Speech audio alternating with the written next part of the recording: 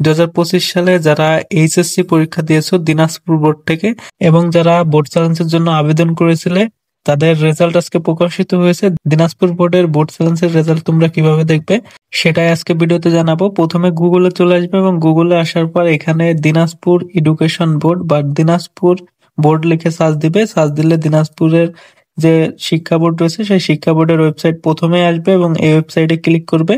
Click করলে তোমরা প্রথমেই দেখতে পারবে 2025 সালের এইচএসসি পরীক্ষা পূর্ণ নিরীক্ষণের ফলাফল নোটিশ বোর্ডের এখানে। তো এটার উপর ক্লিক করবে।